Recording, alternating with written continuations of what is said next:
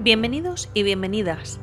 Esto es La Voz de una Historia, un espacio donde hablamos de curiosidades, donde el pasado se cuenta a través de relatos, personajes, lugares e imágenes. En cada episodio conoceremos una historia nueva donde hablaremos de arte, visitaremos monumentos y conoceremos a personas que marcaron una época. Contaremos historias grandes y pequeñas, conocidas y olvidadas. Aprenderemos cómo vivieron otros y por qué hoy todavía nos importa. Sin postureo ni tecnicismos, solo el placer de escuchar una buena historia. Imagina por un momento que estás caminando a orillas del río Nilo. El sol cae lentamente sobre el horizonte, tiñendo de oro las arenas del desierto. A tu alrededor se levantan monumentos que parecen desafiar al tiempo. Templos, obeliscos, estatuas colosales. Vestigios de una civilización que, miles de años después, sigue despertando la misma pregunta. ¿Cómo fue posible? La fascinación por el Antiguo Egipto no es algo nuevo. No empezó con documentales ni con grandes exposiciones en museos europeos. De hecho, ya en el siglo V a.C., el historiador griego Heródoto quedó profundamente impresionado por esta civilización. Tanto que dedicó parte de sus escritos a intentar comprenderla. Egipto ya era, incluso entonces, un lugar antiguo, misterioso y lleno de secretos. Siglos más tarde, durante la Edad Media, fueron los eruditos árabes quienes se interesaron por las ruinas faraónicas. Y ya en la Edad Moderna, viajeros europeos recorrerían el país del Nilo intentando descifrar sus enigmas, aunque muchas veces mezclaban observación con imaginación. Pero un momento clave cambiaría la historia para siempre. La Voz de una Historia presenta Egipto, entre la fascinación y el saqueo, episodio 6. A finales del siglo XVIII, Europa vive un momento de transformación. Revoluciones, nuevas ideas, ambiciones imperiales y, en medio de todo ello, una mirada que se dirige hacia Oriente. Egipto, en ese contexto, deja de ser solo un territorio lejano para convertirse en un objetivo político, estratégico y también cultural. En 1798, Napoleón Bonaparte emprende su célebre expedición a Egipto. No es solo una campaña militar, sino que es una operación cuidadosamente diseñada para debilitar a Gran Bretaña cortando su acceso a la India. Pero también es una oportunidad personal. Napoleón necesita consolidar su prestigio y demostrar que es el líder capaz de guiar a Francia. La expedición parte desde Toulon, el 19 de mayo, con una flota imponente. Más de 200 navíos y cerca de 40.000 soldados. Pero hay algo que la hace única en la historia de las campañas militares. Napoleón no viaja solo con su ejército. Le acompaña un grupo de más de 150 sabios, ingenieros, matemáticos, astrónomos, naturalistas, artistas, dibujantes, hombres de ciencia y de letras que convertirán la campaña en una auténtica misión intelectual. Y aunque la campaña militar termina en fracaso, pues la flota es destruida por los británicos, las tropas quedan aisladas y el propio Napoleón regresa precipitadamente a Francia. El legado científico será inmenso. Estos sabios comienzan a estudiar Egipto de manera sistemática. Observan, miden, dibujan, catalogan, documentan templos, inscripciones, paisajes, todo aquello que encuentran a su paso. Uno de ellos, Vivant Denon, publica en 1802 una obra que tendrá un impacto enorme en Europa, Viaje por el Bajo y Alto Egipto, Sus ilustraciones muestran por primera vez con detalle la grandeza de los monumentos egipcios. Europa queda fascinada. Cónsules, exploradores y aventureros comienzan a recorrer el país en busca de antigüedades. Muchos de ellos actúan con permisos oficiales, los llamados firman, otorgados por las autoridades otomanas, pero en la práctica el control es escaso. El resultado, un auténtico saqueo sistemático. Dos figuras destacan especialmente en este contexto: Bernardino Drobetti, cónsul francés, y Henry Salt, cónsul británico. Ambos protagonizan una rivalidad intensa, casi obsesiva, por conseguir las piezas más valiosas del antiguo Egipto. Drobetti, con mayor experiencia en el país y buenas relaciones políticas, logra reunir impresionantes colecciones. Trabaja con agentes como Jean-Jacques Riffaut o Frédéric Cariou, quienes recorren el territorio excavando y recolectando objetos. Por su parte, Henry Salt encuentra en Giovanni Belzoni a su colaborador ideal. Belzoni es un personaje singular, un antiguo forzudo de circo, ingeniero autodidacta, aventurero y uno de los exploradores más conocidos de su tiempo. Entre 1816 y 1819 realiza descubrimientos espectaculares. Accede a la tumba de Seti I, entra en la pirámide de Kefren, estudia el templo de Abu Simbel. Pero sus métodos distan mucho de los estándares actuales. A menudo utiliza la fuerza, desmonta estructuras o altera los contextos arqueológicos con tal de extraer piezas. En este escenario, la competencia entre Drobetti y Salt se vuelve cada vez más tensa. Se reparten zonas de influencia utilizando el río Nilo como frontera, pero los conflictos son constantes. Hay sabotajes, enfrentamientos y acusaciones mutuas. En una ocasión, Belzoni tiene dificultades para transportar una estatua colosal de Ramsés II debido al boicot de las autoridades locales que eran afines a Drobetti. En otra incluso, es interceptado por hombres armados mientras intenta trasladar un obelisco.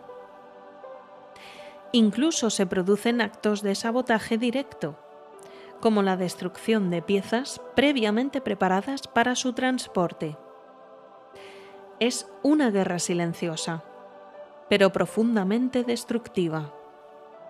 Mientras tanto, Europa se llena de antigüedades egipcias. El Museo Británico, el Louvre, el Museo de Turín o el de Berlín comienzan a exhibir colecciones impresionantes. Muchas de estas piezas proceden directamente de estas expediciones. Drobetti vende sus colecciones a diferentes monarquías europeas, contribuyendo a la creación de los grandes museos.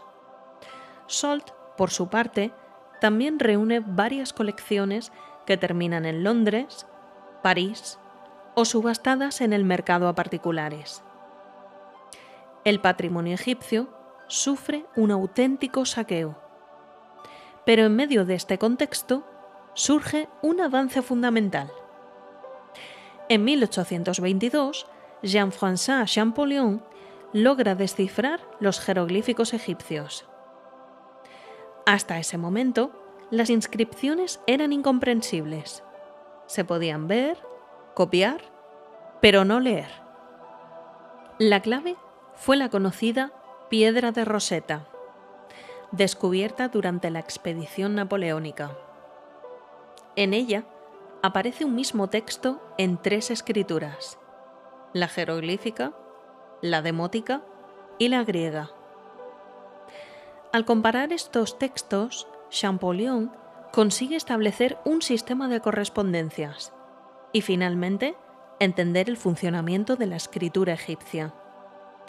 El impacto es enorme. Por primera vez, la civilización egipcia puede ser comprendida desde dentro. Sus textos, sus creencias, su historia, todo empieza a cobrar sentido. La egiptología, como disciplina científica, comienza a tomar forma. A partir de entonces, el interés por Egipto crece aún más. Se multiplican las expediciones, los estudios y las publicaciones. Obras como Vida y costumbres de los antiguos egipcios, publicada en 1837 por John Gardner Wilkinson, ofrecen una visión más completa y rigurosa de esta civilización. Sin embargo, el saqueo continúa.